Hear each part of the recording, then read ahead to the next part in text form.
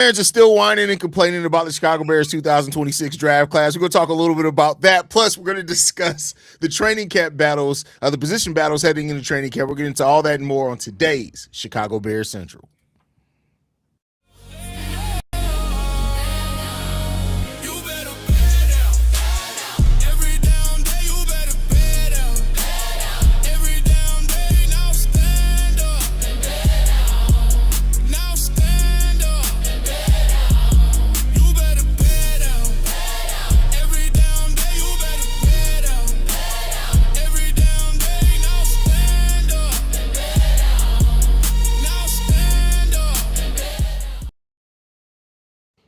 What's going on, Bears fans? Welcome to another episode of Chicago Bears Central, your number one spot for everything Chicago Bears related. We got Bobby, C-Dub, myself, Haize. We all in the building today.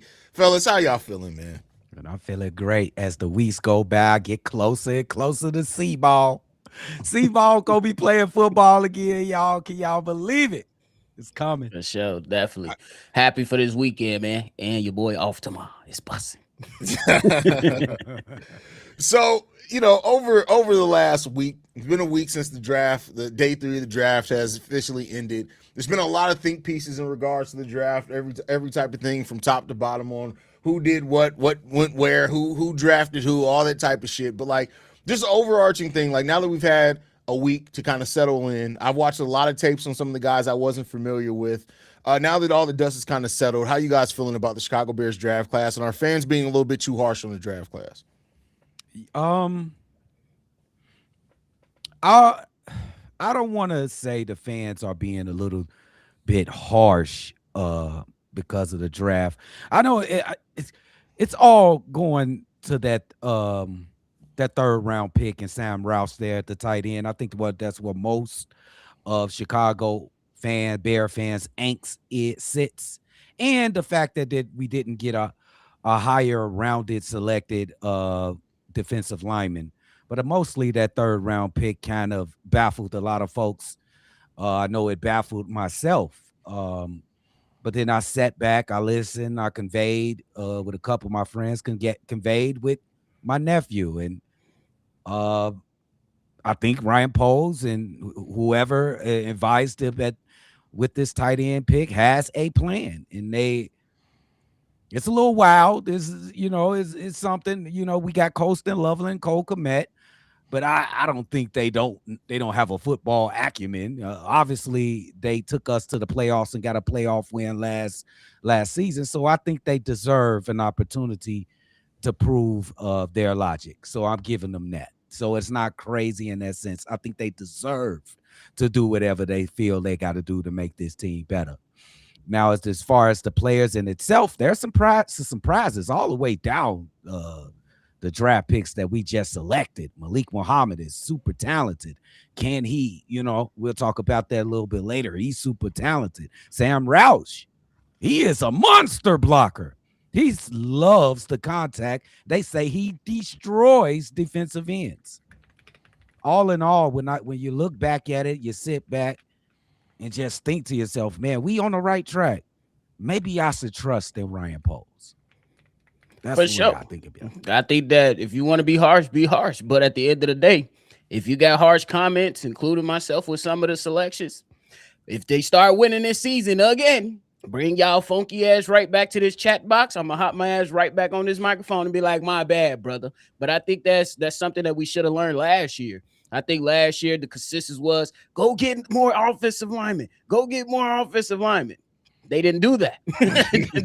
They didn't do that. And that's kind of like what we should have expected. It doesn't matter if you don't like the draft, or some of the analysts came out and said that this player was supposed to be this type of player or whatever it is. These guys stay true to their draft board, like Steve-O said in the chat. And you just got to see what the product is going to be at the end of the day. And I think that, to C-Dub's point, you got to go out there and trust the guys that's making the decisions, because a lot of the decisions that they made last year, Ozzie Trapillo, Luther Burden, some people were reserved and not really on board with that. And guess what now? A lot of people love saying, hey, Luther Burden was choking the shit out the Packers. So maybe we might have a Sam Roush, a Malik Muhammad come out of nowhere. Hell, maybe even Jordan Vandenberg might rise up to the occasion and have some type of impact. So I think at the end of the day, you did not have to like the draft. But to C-Dub's point, let's give him a chance. Yeah, I mean, that's where I'm at, too. It's like, we can't say, and it's funny too, because like the people who swore up and down that Ben Johnson was the one running the draft, now that it's not something they like, and I had a whole video on that. I had a clip that kind of went viral in regards to it. Some Bears fans, they just want to bitch. And they just want to be right about stuff, and they don't their football IQ is in the toilet. Like, people legitimately argue with us. It's like, oh, well, Ben Johnson's the one making all these picks last year, or Ryan Poles didn't draft like this before. He drafted like this now because it's Ben Johnson. Now when the draft don't go the way, oh, it's Ryan Poles again. Shut the fuck up. Respectfully, all y'all can shut the fuck up.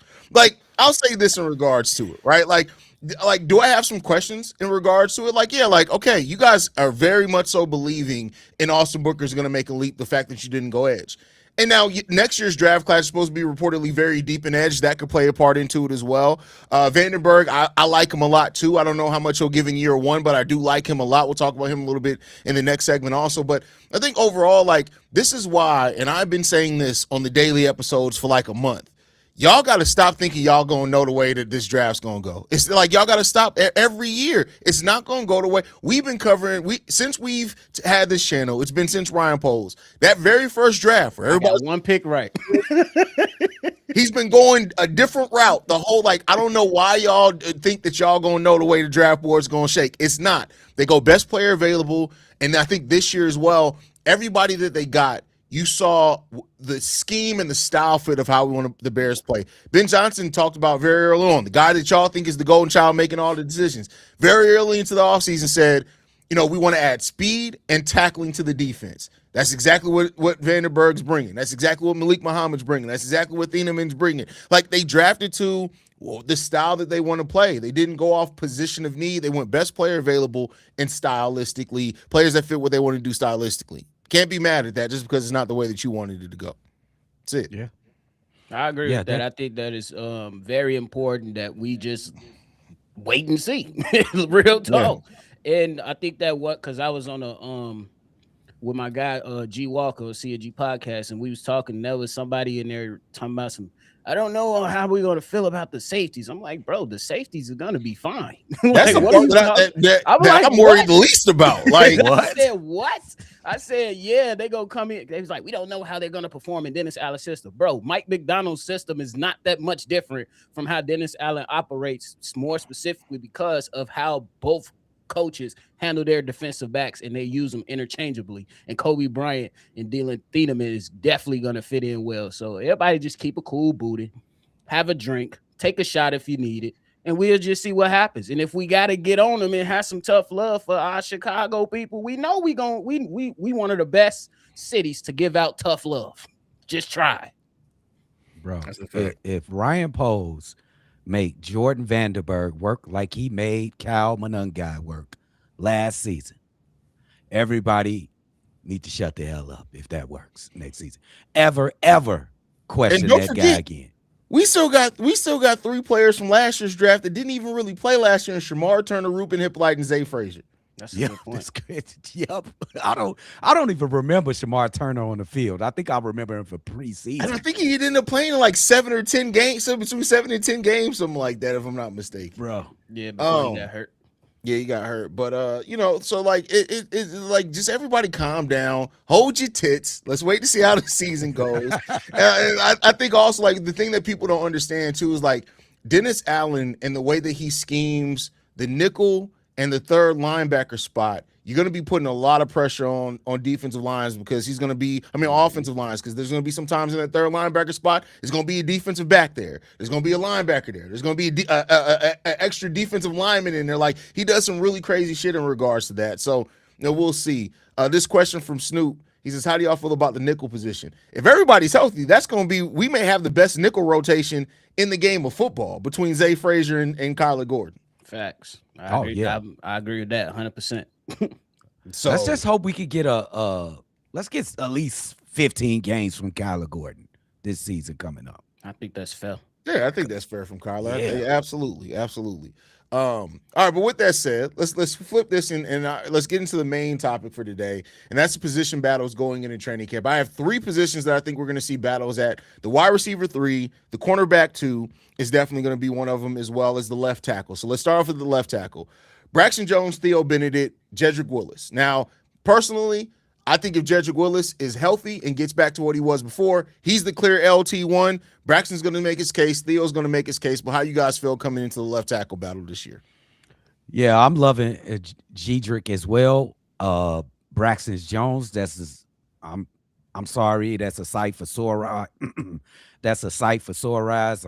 I just think it's time to move on from Braxton Jones. And Theo Benedet was nice, I think, when he was on the field last season. I would go with Jedrick if he's healthy and ready to go.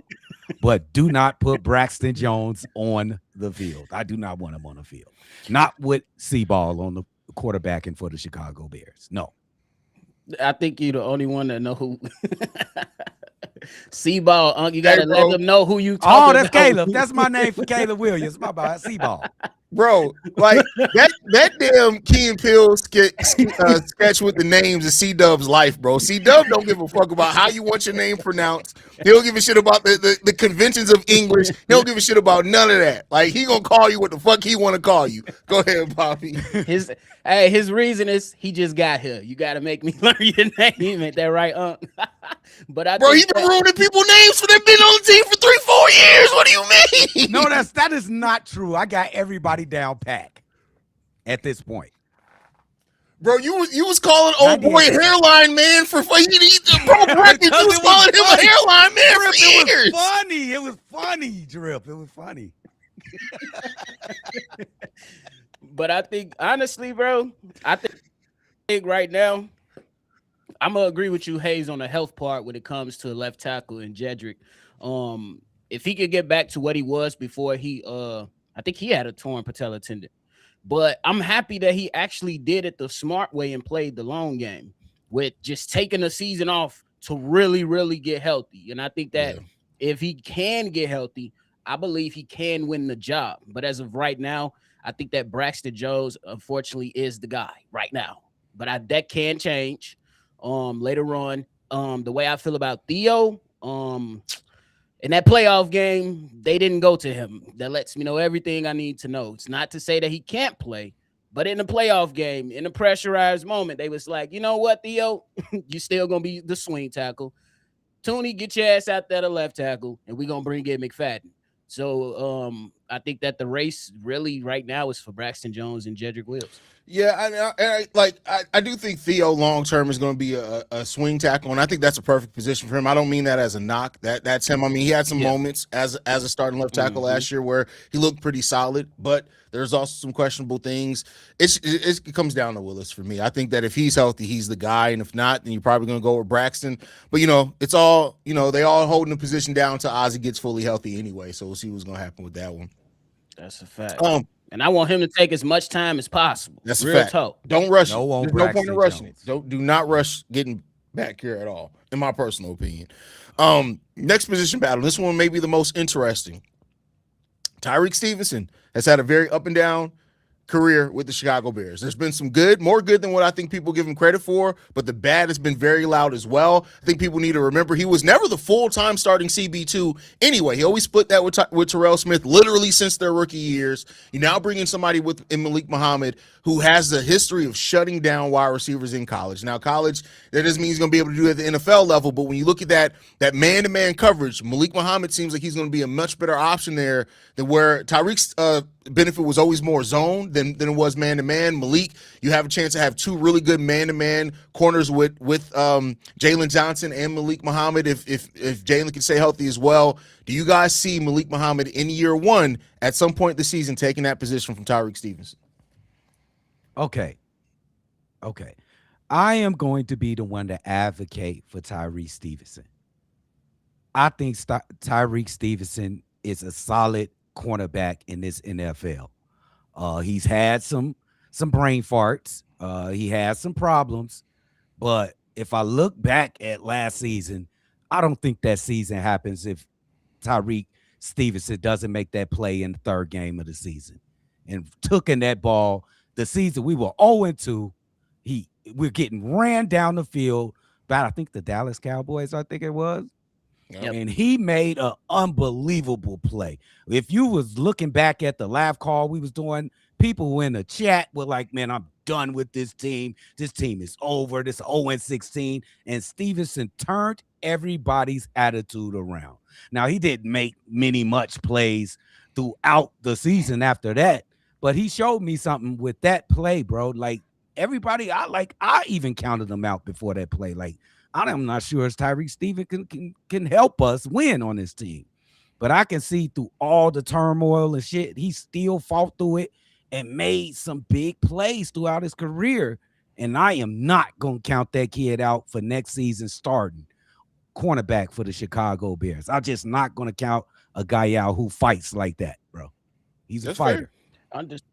I think that's fair. He's just a knucklehead, man. He's just a knucklehead. I like the fight. I love the feistiness. I love the aggression that he, can bring to the team. But he just got to clean up and show more maturity in moments, bro. There's no way that after the Hail Mary play, the previous year, last year, you come out and Kevin Byard still got to reel you in because you ain't focused. Focus, young man. Focus. But for Malik Muhammad's case, I think that it's an uphill battle. Me personally, it's just too many guys that I believe is ahead of him, at least right now. It can change, but he got to fight, improve himself like every other player that's in the defensive back room. I'm looking at Zach Frazier. I'm looking at Terrell Smith. I'm looking, looking at some of those others, young guys to really grasp CB2. I think you got to be much better than Tyrique Stevenson, and I think that Tyrique Stevenson got a lot to prove this season. We'll see what happens, though, man. I'm rooting for the best man. I don't care who it is, bro. At the end of the day, that's a fact. We'll see what's going to happen. It's going to be a battle. I think all these guys all have an edge to them when it comes down to it. If Tyrique just locks in and eliminates some of that knucklehead shit, like I still think the sky's the limit for Tyrique Stevenson. But unfortunately, this is the last year of his rookie deal, if I'm not mistaken. I believe so. So you got to start making it happen now. So they already brought in somebody that can pass you up. That usually starts. If you don't wake up now, we'll see what's going to happen with that one.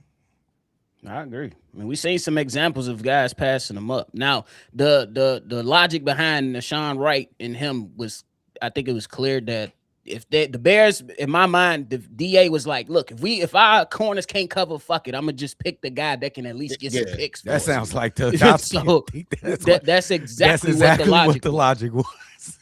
And let me say this too, like, and even if Tyrique does get passed up for CB2, it doesn't mean that he still can't help the team with the way that Dennis Allen uses defensive backs, and if anything, it may put him in a position where he can be used more specialized and actually gets played more towards his strengths. So it doesn't mean that he's going to fall completely out of the rotation because Dennis Allen likes having 6-7 defensive backs out there at any given time. So you just never know what's going to happen. On the real, what? Be going crazy. Yeah. All right, wide receiver 3, Jahade Walker, Xavier Thomas, and Khalif Raymond. I think all are going to make a different case for wide receiver 3. Going into this one, of course, Khalif Raymond has the familiarity with Ben Johnson's system. Jahade Walker, had some big moments for the Chicago Bears last year. Be his second year in the league. Biggest too. Yeah, he had some big plays with that. And then you have Xavier Thomas, who's a guy that Bears talk about bringing speed. That speed that he can bring at the slot receiver could be huge, pairing with Luther Burden and Rome Odunze. Who do you guys think has the inside edge on that wide receiver 3 position? Well, I'll just go through the 3 of them. Xavier Thomas, I like the kid. He's fast. He got some athletic gifts, but I think he'll make his mark a little later on in the season. I'm just going to discount him for that 3 spot with the wide receiver room. When it comes to the second guy in Jahade Walker, oh man, I wish that we can just reward what he's done for us already, man. He made some big plays last season, especially at the end of the season, catching winning touchdowns and everything from Caleb Williams. But I don't think he's the type of receiver that Ben Johnson wants in the slot or the number 3 position. That's going to be my boy Raymond, who had time with Ben Johnson, like you just eloquated. I still think Jade Walker will make some plays this season, even though he's not that third receiver. And I do think that Xavier will also make plays, even though he won't be that third receiver. I think they're both talented.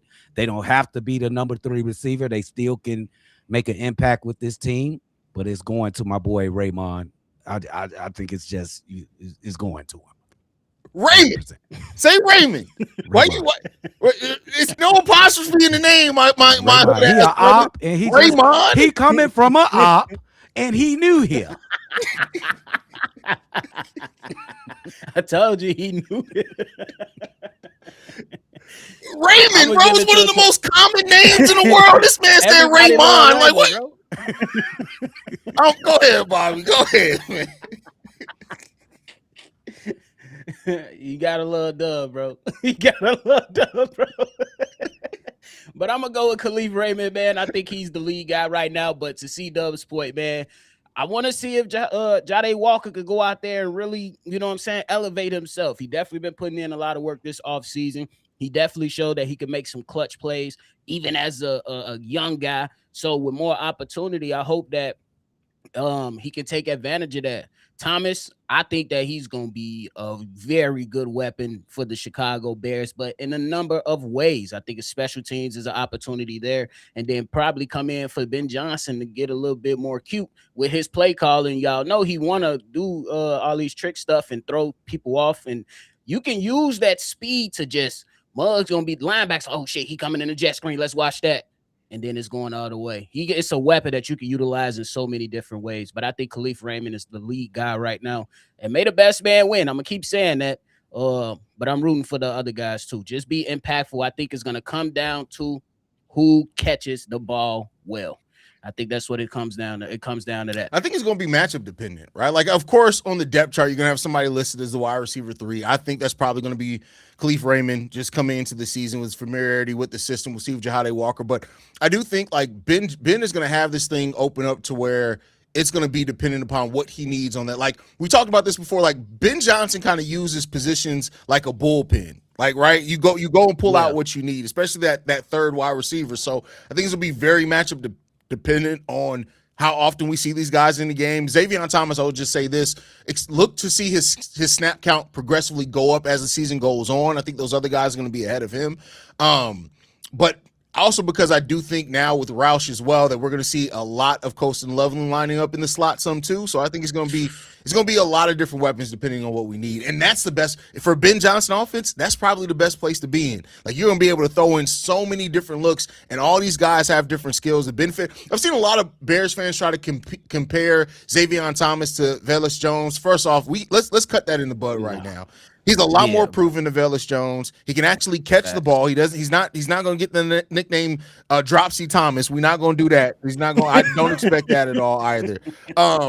So like, we got to stop. Like, and I think too, people have given him the label of gadget player, and makes that think that he's a wide receiver, but he's a wide receiver that because of his speed, you can also use as a running back in some matchups and put him in a running game. But he is a wide receiver.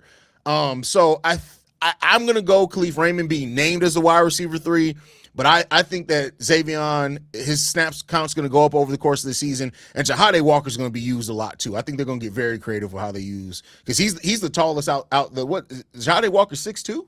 Yeah, about 6'2", 6'3". 6'2", 6'3". Oh yeah, he's going to be used in a lot of different places, I think, too, this season. Like, yeah, bro, I can't wait. I'll go ahead. Like, I know that there's no comparison, and Ben Johnson said he built this offense specifically for the Chicago Bears. But when you look at the wide receiver group that the Detroit Lions trotted out with Ben Johnson, you had St. Brown Jameson. I forgot the other guy, nephew. Who's the third wide receiver, if you know? I think it was Raymond. It was Raymond. That was Raymond. I don't know. So he was that. So who would fit a St. Brown role? I was trying to ask both of you guys. Me? Yeah. Shit, probably none of them really. I mean, but the closest I haven't seen much of Xavier Thomas. Oh, I was talking about the wide receiver group overall. What my boy Roma Dunze. I think they got different playing styles. Yeah, but okay. If you mean fit the role, right? If you're saying the role of that, not necessarily the play style. If you're talking about the role of a St. Brown on this team, would it be Rome? No, I think it's gonna be Luther. I think Luther's more versatile than, in my opinion, he's more versatile than. That makes sense. And then Jameson, that like a home run hitter type guy. Exactly. Go down the field. Okay. I ain't mad at that, but I'm definitely, to Haize's earlier point, being matchup dependent. I think it's, bro, we seen Ben Johnson do things that just be like, oh shit. Yeah. like negative and positive. The positively, like on the Packers win in the playoffs. Early in the game, they throw a screen to Luther. Boom. Later in the game, to seal the game, they give you the same look, fake the screen, DJ Moore touchdown. It's rocking. it's over with. So it's just like, man, I can't wait to see teams be fearful of the speed that's going to be lining up for us. It's going to be vicious. You remember on the flea flicker play, he knew he was going up against a defense who has safeties that bite. So what we going to do? We're going to pull this flea flick out. So that it's just about to get a lot more creative and a lot more crazier with the celebrations. And C-Dub preparing for another microphone. It's gonna be lit, y'all.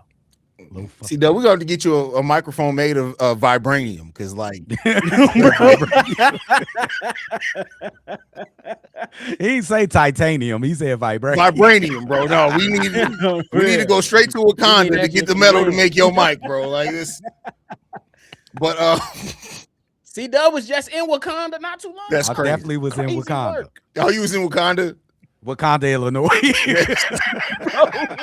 I was like, bro, you lying. Like, no, yeah. I looked it up. But it's a different it's a different fucking ethnicity. Yeah, and they ain't chasing you with no Panthers. They chase you with some with them shooters. With some different forces.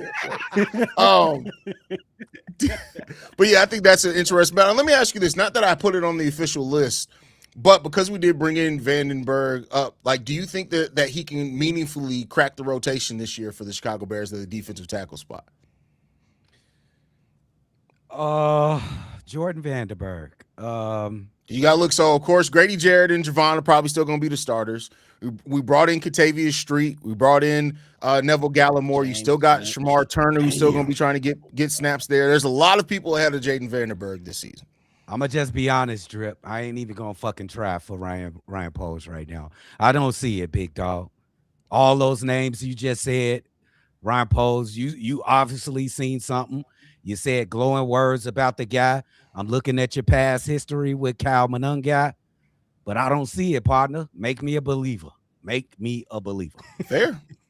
On the real, I'm with C-Dub on that, especially considering like a lot of these 1-year deals that you didn't brought in. Obviously, you can, you know what I'm saying, cut losses or whatnot. But yeah, I think it's he got a uphill climb. But I love what I saw from Georgia Tech. This motherfucker was moving two offensive linemen at the same time. He's the one I had to watch the most tape on because I didn't scout him at all. He didn't even pop up on my list at all. That motherfucker, the combination of speed and strength that this motherfucker have, bro, there's something to be said about having corn-fed white boys on your team, bro. You got to have at least a couple of them, bro. We'll take into account they were the most impressive part about it is this motherfucker get off of the snap with pure power. Like, bro, it's crazy. They were bad. But, man, I'm rooting for the kid. They were really bad. Georgia Tech was really bad. He was the only force on there. Bro, his first step, and somebody stopped me. His first step off of the snap is very, very fast. Faster than a defensive tackle that was selected before him in Lee Hunter. It's better than that. So, and they were bad over there down there in Georgia Tech. And I think that, but how did he perform over there? He thrived. Yeah, I mean, you gotta look at it too. Like, yeah, they were bad, but like they couldn't even double team him and take him out of the game, bro. Like, bro, that's the point. That's the crazy part. I mean, I'm rooting for the kid though, but we might not see him unless we got a couple, guys dinged up or something. Bro, we'll see. He running up the Indiana Dunes with a refrigerator tied to his back. That's what he doing right now because it's gonna be tough for him to get on the fucking field. And he's from South Africa. He's from South Africa. I thought they only play soccer. Yeah, he's South African. He's more from the motherland than we are. My nigga. I don't want to talk about that.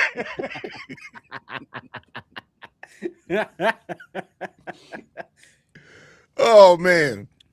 But I guess we'll see. I guess we'll see what happens there. Anything else that we didn't touch on? Anything, fellas, y'all want to talk about before we get up out of here? No, we just getting closer and closer to my boy. I can't wait. Become a great year, bro. It's gonna be great. I'm telling you right now. He got more weapons, Drip. Do you think? Oh, that's a great question. Here it is. Do you feel What's in like that he cup? got? What's in that cup? This just some lemonade. I'm There's getting ready to pink and go out shit. into the public. I ain't finna get drunk like that, bro. But look, do y'all think Caleb had more weapons last year, or he's gonna have more weapons this year? I think it's more weapons this year now, to be honest. Ooh, do say. Personally. Do say. It's definitely more. It's definitely more weapons this year. It's more Definitely weapons. more this year. weapons. Now, I will say this: losing a reliable weapon like DJ Moore is going to be interesting to see Yeah. who steps into that. Man. But there's definitely more weapons. We're going to be able to spread this offense out. You're probably going to be able to have more sets as well. Like just think about like we can go into just about any offensive set that we want to. 4 out, Yes. we can do that. We can do 12-man, 13-man personnel. Like the I formation could be crazy for a crazy weapon for us this season. Like there's not a single offensive formation that we don't have the personnel to run this year. That's a fact. And it's also a great thing to have going back to Drip a couple minutes ago to be matchup dependent. Because if you face me, I got a question. But to the point, we're going to move it on to another question. Because the matchup dependency stuff is very well in the mix. But my question is to y'all guys, would you rather face Seattle week 1 or later in the season? Me personally, I want to face them later in the season. Let's face them late October, November, so we can have a couple games under them. They got a couple games under them, so they know who they are, and then we could really use them as a measuring stick. How y'all want them early or y'all want them later? Because everybody's saying that it's a possibility that it happens weekly. I would want them late. We do need a little time to acclimate ourselves with each other, but it really don't matter. I don't give a fuck. Line them up any fucking week to me, but it's better if we play them a little late. Drip. Yeah, it doesn't matter to me. I don't think it matters to me at this point. Like you gotta do what you need to do. I want us to be such a consistent team. I don't give a fuck about none of that. Go out there and play the way. Make people adjust to you. And I think that's what we have to. We have the capability of doing that on offensive side of the ball this year. We have the capability of making teams adjust to what the fuck we doing. And so because of that, like I don't like not to say I love to know that Caleb can go in the Iceman, but I don't want to have to see the Iceman just for us to win this year. I don't think we're going to need that as much. But you must. Maybe a couple games, but not 7 times. You think it really high about Seattle, huh? You think Seattle getting back there? No, the reason I'm excited for them. I really do think highly of them as well, though, because they the champs, and that fucking defensive front is vicious, and that's why I ain't trying to wear out the term, but the matchup dependency stuff, to Haize's point, with the 12-man, 13-man personnel, was going to be interesting to see how these guys compete against a defensive front like that. They cold on the defensive side, and Mike McDonald, he up there with some of the best defensive play callers, bro. Yeah. How confident with us not addressing the pass rush in a way that a lot of people thought we would this offseason? How confident are you in the defense overall? Do you think not having that elite pass rusher addition, is that going to be what holds this team back? I kind of talked about it earlier. I think schematically with what he does with defensive backs and that third linebacker spot, we can still get a lot of pressure. I don't know how many sacks we're going to get, but I think we'll be fine as long as we stay healthy. How you guys feeling about that? I think that justifies me saying it's at like a 6 in my trust in the defense. And that's just depending on this. Do I think that we are significantly better on the defensive side of the ball than last season? And I do not think so at this very moment until I see it on the field. So I'm going to have to go with 6. I think that's a fair point. A place to have it. Significantly better, no, but I do think we have gotten better. Just in my personal opinion, as a total defense. Still got questions about the defensive line, but I did like the pickup of Devin Bush at linebacker spot, and I do like what they did for the defensive backfield. And hopefully we able to, trot out there with our main guys and have them on the field, and Kyler Gordon and Jalen Johnson, because I think they'll be big pieces to have for us defensively, because when Kyler Gordon came back, they performed much better. So hopefully we could just have that for the entirety of the season. And Montez Sweat, we need another 10 sacks. At minimum 10 sacks. Like the minimum 10 sacks. Minimum for sure. How do you guys feel about Austin Booker? How do you guys feel about the talk about playing Shemar Turner more at edge this year? Because keep in mind, Shemar Turner in college played at least 200 snaps at all 4 spots on the defensive line. So he has played. He's a converted edge. They converted him from edge to defensive tackle. You not feeling it, Dub? This is a problem for me. If we at a point where we trying to convert defensive tackles to edge, y'all got to sit back and think about that. Is really problematic. We can't find us a specialized defensive end or edge person to rush the quarterback. We have to convert a guy that we drafted for a defensive tackle to be an edge. Just think about that. I know it happens. It's happens though. Yeah, I mean, nah, I don't like that. That's awful to me. That's really awful. I mean, what are you gonna do? The biggest question. I'm not against it. I'm for it. I'm for whatever helps the team get better. However, how good is he going to be is the biggest question. I mean, is that the best spot for him? We shall see. We did not see much. I'm not going to count the kid out. I've seen guys be converted to different positions before. I'm going to just take the we'll wait and see approach about that one. I say this, whatever helps the team. Regardless, if Shemar Turner can't get on, he's a 2nd-round pick. If he can't get on the football field this year, we got problems. I agree with that. Yeah, bro. So yeah, I agree. Wherever you put him, if he's productive, I don't give a damn. You can put him at safety. If he's productive at safety, I ain't gonna say shit. Right? But like this guy was a 62nd overall pick. You need to get something out of him this season. Period. That's all it is. He played in 5 games last year.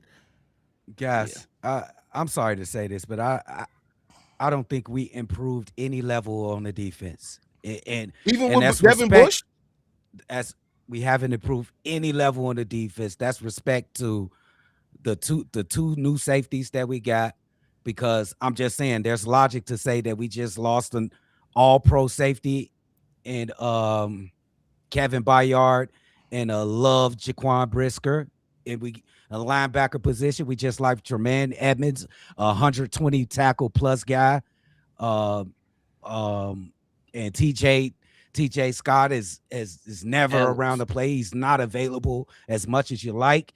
We didn't get new players for the defensive line. The cornerbacks, we having a competition for the left cornerback, for the right cornerback position. We haven't improved any area of the defense. I gotta disagree. I think we improved quite a bit in safeties. I think we added everything. We kept everything that was a strength in our safety department while adding extra wrinkle. My personal opinion. I'm not like my personal opinion. I think that we've improved as a safety. I think we improved at linebacker. I think that we've done that. And I think that the defensive line we could improve, because keep in mind we didn't get a full season, healthy season of Austin Booker. So that's gonna have to be the wait and see. But in the other 2 levels of the defense, the safety and the linebacker, I think we've improved quite a bit personally. Yeah, my personal opinion. I'm a side with Drip on that. If you would have just said a defensive line, I think that's a good case. But the linebackers to me is definitely at the level or even gotten better in my personal opinion. Yeah, you can definitely worry about Devin Bush a little bit, but last year he had a strong season. And I think that when you have those 2 safeties back there, they allow more versatility for the Chicago Bears. Not only can you have Thieneman be the single high, you can have Kobe Bryant be the single high, and you can bring both of those guys down in the box as well. Both of those guys are not afraid to tackle.